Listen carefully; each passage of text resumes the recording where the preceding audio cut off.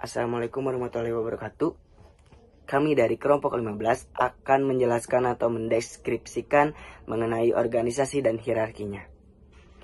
Perkenalkan, nama saya Muhammad Abdul Rizky, NPM 2126020112334. Menurut saya, organisasi dalam bekerja itu sangat penting. Kenapa? Karena dapat memudahkan pihak perusahaan dalam membagikan tugas untuk karyawannya. Jadi tugas yang diberikan untuk karyawan tidak tumpang tindih karena mempunyai tugas masing-masing dalam setiap anggotanya. Dan tentunya dengan adanya organisasi membuat karyawan menjadi maksimal dan struktur dalam bekerja di setiap bidangnya masing-masing. Organisasi dan hierarki berfokus pada perkembangan dan kestabilan peraturan, struktur, dan proses bisnis. Cara kerjanya adalah dengan menjunjung tinggi struktur manajemen yang ada di perusahaan. Dengan kata lain, hierarki ini sangat erat dengan kontrol dan kekuasaan. Orang yang mempunyai jabatan lebih tinggi umumnya memiliki wewenang lebih untuk berkontribusi pada perusahaan, termasuk dalam hal pengambil keputusan. Mengenal organisasi dan hierarki dalam perusahaan. Pada dasarnya, hierarki adalah jenjang atau sebuah kumpulan yang disusun. Maka dari itu, struktur organisasi merupakan hierarki yang penting di perusahaan. Mengapa penting? Karena agar tiap-tiap anggota dalam organisasi tersebut memahami tanggung jawab dan tugasnya masing-masing, serta kepada siapakah mereka mempertanggungjawabkan tugasnya tersebut.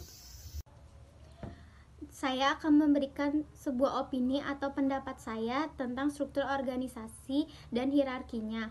Menurut saya, di dalam manajemen perusahaan industri harus memiliki struktur organisasi karena itu sangat penting. Struktur organisasi ini dibagi menjadi dua kategori. Yang pertama ada struktur datar dan yang kedua ada struktur organisasi hierarki.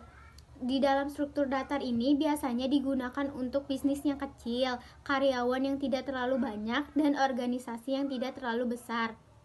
Sedangkan struktur hierarki ini biasanya digunakan untuk perusahaan-perusahaan besar, di mana setiap anggotanya ini selalu harus bisa memberikan tanggung jawab serta tugasnya masing-masing kepada siapa mereka harus mempertanggungjawabkan tugas tersebut.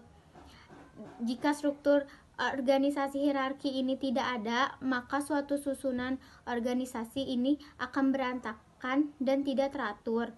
Struktur organisasi hierarki dibagi menjadi tiga. Yang pertama ada manajemen tertinggi, yang kedua ada manajemen menengah, dan yang ketiga ada manajemen tahap pertama.